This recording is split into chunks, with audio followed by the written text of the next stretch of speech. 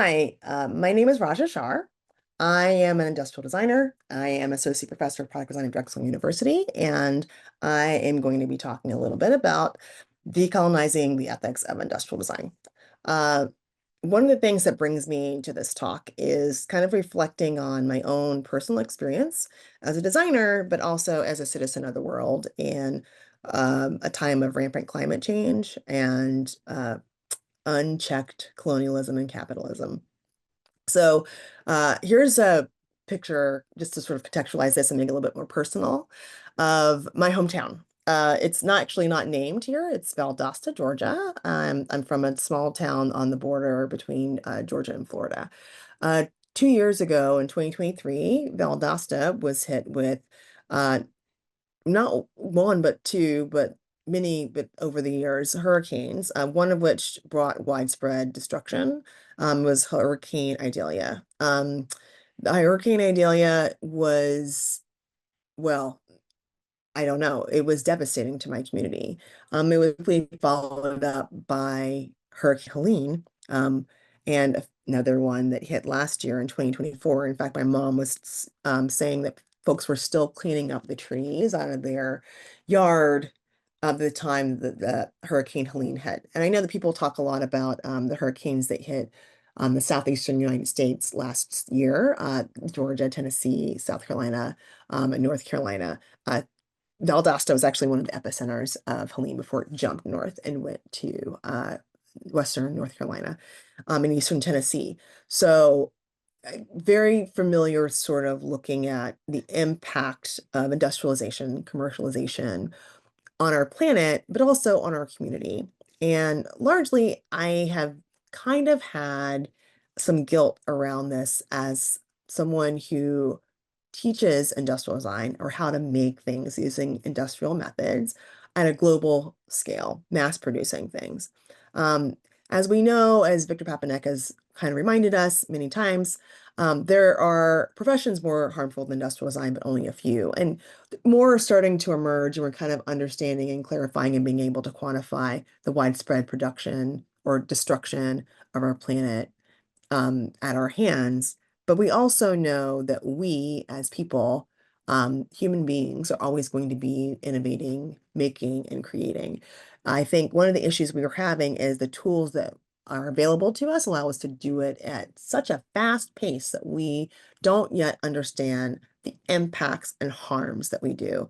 And largely, I think that we are a group of people as creatives, as creative professionals, as makers who are able to create experiences for people that are mediated through tangible objects.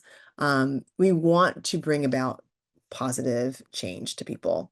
So looking at that, I believe that we are under the definitions of looking at sort of ethics, which I want to talk about for this talk. We follow and ascribe to aesthetic pragmatism. We are judging the things that we make as valuable based on their practical ability to solve people's problems. And largely, we're doing this through action and iteration. And this is sort of like the cornerstone of design thinking. This aesthetic pragmatism, this value is given to things that actually benefit others.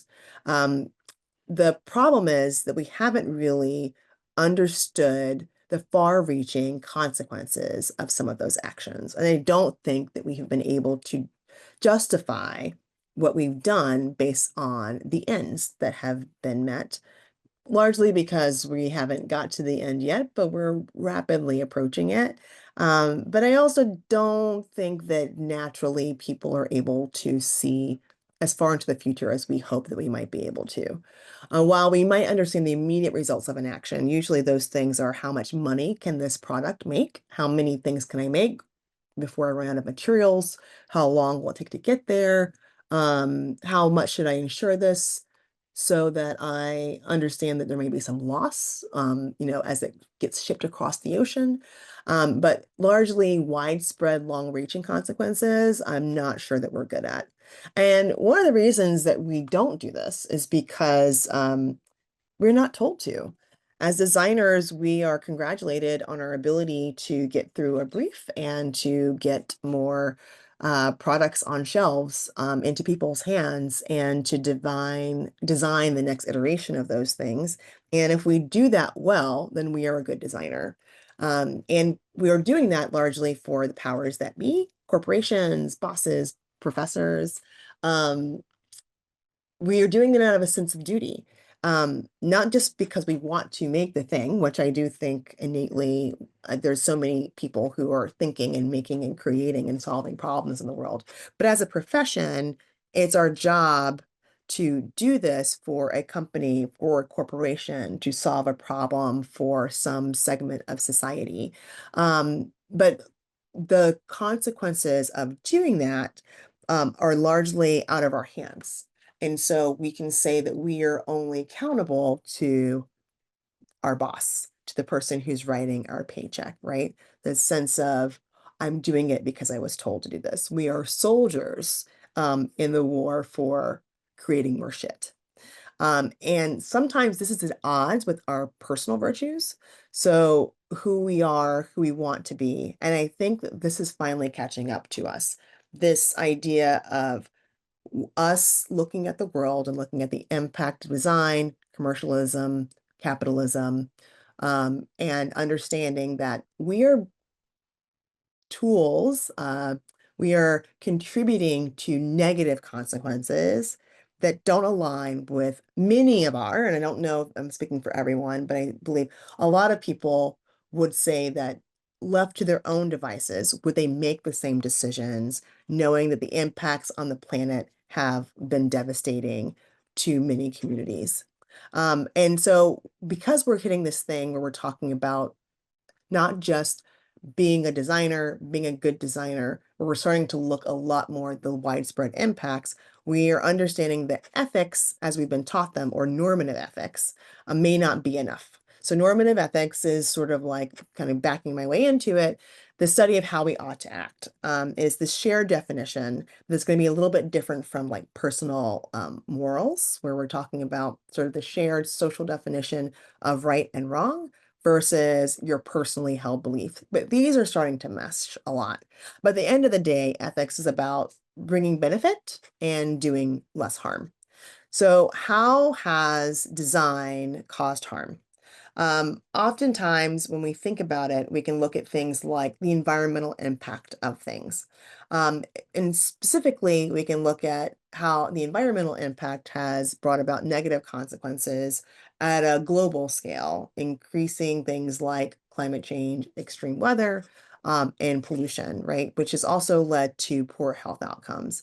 And unfortunately, those health outcomes, those environmental outcomes, are disproportionately negative affecting communities of color in the global South. And these are the same communities that are already vulnerable to not only the impacts of climate change, but also have been ravaged by systems that are based on white supremacy and colonialism. So as we're thinking about that, oftentimes I've thought about how we can untangle industrial design or design from capitalism and knowing that capitalism is something that is fueled by colonialism. How can we take militarization, commercialization, critiquing and understanding more strategic and hopeful globalization and not reach the point of no return? What can we or should we be doing today that preserves our ability to dream and create so that future generations can survive and thrive? And I think we have to do that by decolonizing our profession. And so I want to share some stories through science fiction media that really helped me sort of untangle and understand all these sort of terms and definitions through the stories and narratives they're taught not just now but also in the future that help me understand what these negative consequences might be that have been something that hasn't been sort of unearthed and talked through in the here and now. And so one film in particular, I think that helps me sort of reflect on this, where we have already reached the point of no return in the film, was the 2014 film Interstellar. If you haven't seen it, it has Anne Hathaway and Matthew McConaughey, and we've reached this new era of a dust bowl globally where our food systems have collapsed following a global military event, a World War III, if you will. And instead of fighting each other, every country has just focused on survival. And one of the things they have to look at specifically is just like food. And unfortunately, during the course of the movie, within the generation of what seems to be people that are my kids' age, the world kind of runs out of food and everyone dies. But in Interstellar, they're also looking for this new place to live, like this new place to now go out and to essentially terraform and or colonize with the remaining population of Earth. And Matthew McConaughey's character, around maybe 10, 15 years from now, hops into a spaceship and with Anne Hathaway, and they go off and explore some nearby galaxies to see if there might be something out there to sustain life. Uh, the thing about this, going back to this, is it is based on the stories that were told from the Dust Bowl. And Dust Bowl in the United States happened in the 1930s. And it was a global event, but it was something that started here in the 30s, and it was based on industrial farming and resource extraction, that essentially a lot of this dust was left and it was picked up by these winds and it spread across everything. It spread across buildings, communities. It devastated people's health in terms of like asthma and respiratory health. It blocked out the sky. You also had an invasion of like locusts and things that also were eating crops. So people were starving. It was economically devastating, but these dust clouds circled the globe. They weren't just based only in the United States. And so, inspired by that, James Cameron actually invented Interstellar, which was us pushing ourselves towards another global event, in which case we have reached a point of devastation that we have to actually leave. So, this point of no return. And so, looking at more of these kinds of movies, books, these storytelling, oftentimes I've used this to try to understand, but also to teach. So I wanted to kind of use this to help sort of frame what I understand to be decolonization. Or let's start with the definitions of colonization. So I'm going to actually talk about the movie Dune, which is based on a book by the same title. Also, there was another movie, Dune, back in the 80s, but you can explore that on your own.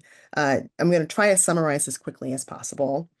Dune is a planet also known as Arrakis, which is in a whole other galaxy. Um, Dune is a planet that is largely looks to me like a desert planet. On Dune is a resource that other planets in the galaxy value highly. It is also highly valued by the people of Arrakis. It is called the spice. So spice is used by other uh, governments, other planets to actually fuel the pilots through this hallucinogenic dust cloud, if you will, using spice to power ships that can go with light speed, I guess, across the galaxy, or maybe faster than that. Um, Dune is a place where there is an indigenous population called the Fremen, and they also highly value spice, but it's more of something that is used in cultural practice and everyday things. It is not used to fuel ships or technology. And so they own or have the spice, and these other groups come in to try to control the spice. And so you have a group of people coming in to control resources from another folks, and in order to do so, without too much headache, they want to destroy the people that are there through acts of violence, genocide, etc. This is the cornerstone of settler colonialism. This is, I come to your land, I put down my flag, I live here now, and now I can control all the resources that are available to me, and you do not get to benefit from it. So we have this interplay between an indigenous population and an outside oppressor, right? We have this cultural use of a resource or a material that is now being co-opted and used by a different group of people for a purpose that does not benefit the native population. This is also known as extractive colonialism, which upholds things like capitalism, and it widens inequities. And it also helps to sow the ground for conflict because you're stripping communities of their resources and you're exploiting the labor from those communities of those that remain in some cases if you haven't decided to unalive all of them or kick them all out. So extractive colonialism is something that reminds me a lot of ways that we also go into communities here on our planet, um, in countries, continents where there are resources that corporations, largely industrial corporations, need. And instead of working with the communities that are there, so that there is sort of shared value, we go through and we just take what we want. And largely take what we want. It benefits a group of people who are elsewhere economically, and it leaves the country or the people or the community or the continent destitute.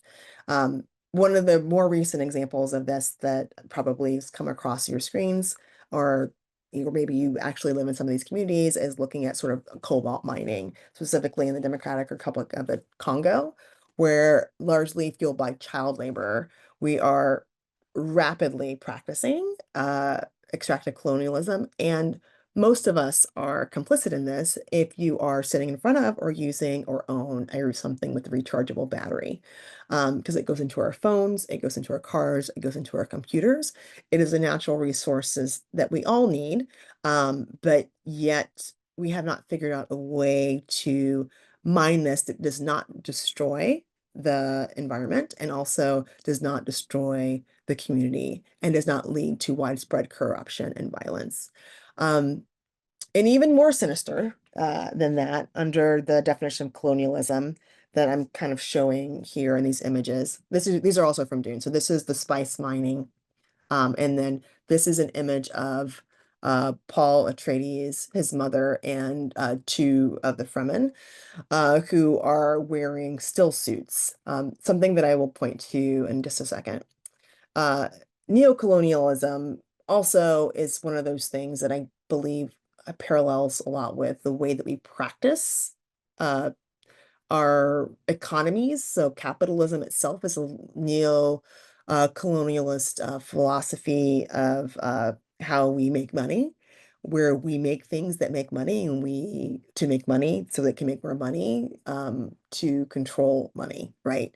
Um, Neocolonialism in its way that it's practiced now um, is largely fueled by imperialism, but it establishes a power imbalance largely through devaluing indigenous knowledge and indigenous people and erasing the culture through violence and economic exploitation. And by unseating indigenous knowledge and indigenous ways of knowing, it sort of rewrites the blueprint and then impresses upon a place and a people and a culture something that is more in line with an assimilation. In the United States or globally, largely, we have been sort of priding and prizing practices that don't necessarily serve all communities, but yet have rose to esteem based on dollar signs. So American and Eurocentric values in design, American values in commercialism, and the puritanical values of work over everything is the highest value have now spread globally. And so we have people that are practicing harmful ways of design, largely as an exported product that goes beyond just political systems, but also goes into the way that we operate internationally. So one of the questions that I kind of have is if we can look at colonization practices, what if we could figure out a way to future-proof the way that we design by decolonizing it? What if we practice design differently?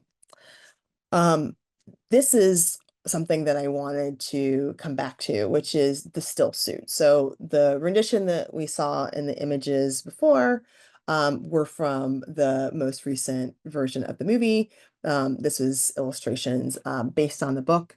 But essentially, Arrakis being a desert planet, we're talking about a planet of extremes where the folks that come in, the Harkonnens, the Atreides come in, and they value spice. The Fremen value water above all else. And so much so that they dress in a way that is so efficient that they are able to survive on a planet that largely has no above ground water source by recycling the moisture from their bodies through still suits. So the still suit is a wearable device that recycles sweat, urine, and breath, and it largely conserves the water and moisture so that the Fremen can live actively on the surface of the planet should they choose to, but largely they have adopted ways of living where they live underground. They try not to travel in the middle of the day, all these things and working in tune with the planet as opposed to sort of fighting it. And I feel like when we talk about decolonizing design and emphasizing indigeneity, um, this kind of cultural knowledge, this indigenous knowledge, this way of knowing and doing things in tune with the place over time, evolving with the people, is really what I consider to be the cornerstone of the kind of innovation that we should be doing. This is, to me, good industrial design. This is informed by people. This is not just informed by people, but it's informed by people's cultural practices over time. It is informed by people who are in tune with the place. And it doesn't necessarily look in a way that I would say is, what's the word? I'm trying to use the most unoffensive word here, but I feel like oftentimes people talk about indigenous as like, oh, that's like an old way of doing it. When you say culture, there's like people kind of think in their mind, oh, well, that must be this old-fashioned Luddite way of doing things that is devoid of sort of like technology. Well, in fact, largely these indigenous ways of surviving in places that are weather extreme, looking at hot places, dry places, wet places, cold places, we're still trying to understand how those technologies can work so much better than the blueprints that we're trying to place on them. They're engineered based on somebody sitting halfway across the globe coming up with what they think might be a good idea. So when you go to a place like the Arctic Circle, or you go to a place like the Mideast, when you go to places like Western Africa, you can find is evidence of ingenuity and innovation that far exceeded what we understood in terms of its ability to allow people to survive and thrive in extremes. So architectural details, we can look at ways that people dress. We can look at places that people built. We can look at the tools that they used. And oftentimes, when we appreciate those in hindsight, once we understand and analyze some of the things that we've discovered in decades old grave sites, we understand that we as human beings are always able, when we have the time and the practical means to understand where we are in terms of place, to come up with outstandingly advanced ideas um, that don't necessarily have to be imported from anyone else.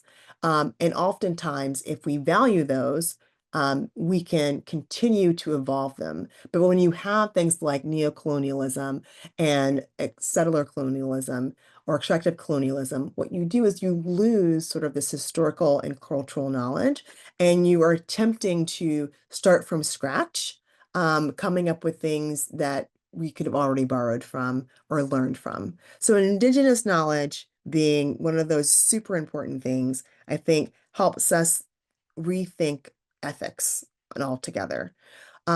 But one of the things that we should also look at is sort of like biology. What if we de-emphasize how people benefit, but also look at biological benefits? So decolonizing design and decolonizing design ethics really allows us to acknowledge the harm of capitalism. We can understand extractive colonialism, settler colonialism, neocolonialism. We can decenter normative ethics, which is gives us an excuse to place the blame on someone else in power, someone else in the know. We can embrace indigeneity, we can embrace care, and we can embrace community. And above all, we can start to steward our world so that we are creating cultural through lines, environmental prosperity, and social progress for everyone. Um, and by understanding some of those things under the normative ethics in terms of consequences, benefits, and harms, um, maybe we can look more closely at the product life cycle and look more at supply chains and try to figure out ways that we might be able to create more ethical decisions throughout.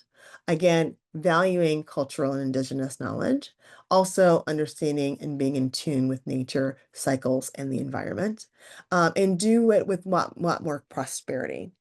Um, One of the ways that I want to end this talk, because I wish I had more time, is to think about this idea of like this interconnectedness of us and the rest of the planet. Everything that we do has consequences, long spread, whether or not it is nature's imprint on us or our imprint on nature, our ability to affect change in a design cycle and get feedback from that, our relationship between objects and people and that feedback from that, the way that we are influenced by things that we are known, people, things that we're taught, things that we feel are right or wrong. All these things are constantly in cycle and in rhythm with us. All these things are touching us and we're changing them. We have the ability to change industrial design to be more inclusive. We have the ability to be changed by our planet and to honor what it's telling us. We have the ability to positively improve the lives of each other without bringing about harm. And we have to also understand that every decision we make impacts somebody else, something else. So Octavia Butler, who is a Afrofuturist who wrote an amazing uh, compendium of books in her lifetime, also is one of her most famous novels is Parable of the Sower. And in that, her protagonist comes up with her own sort of philosophy, way of knowing, religion, if you will. And it's based on this theory of change. The only known truth that she has is all that you touch, you change. All that you change changes you. The only lasting truth is change, and God is change. And if we remember this idea of interconnectedness, which largely underscores much indigenous knowledge across the globe, this idea of changes and feedback loops, then we possibly can look further into the future. We can look further enough into the future where it's not about the immediate benefits. It is about long-term gains and minimizing long-term harms. Um, the Greek proverb, a society grows great when old men plant trees under which whose shade they shall never sit, as something that we as industrial designers should be embracing, as opposed to looking at quarterly profits and returns. Um, and it's also important for us is to understand that it's about not just profit, it is about society, it's about people. We should be less concerned with the capitalist sort of mandate of looking at national product. And we should be looking more at these more revolutionary and more radical ways of pushing industrial design forward. So with that, I will close. And I do think that us as a organization, thus as a profession, have the opportunity to create positive change for our future. And we can put future first by thinking about Indigenous first. And we can think about Indigenous first if we decenter the colonial ways of thinking and practicing industrial design. Thank you.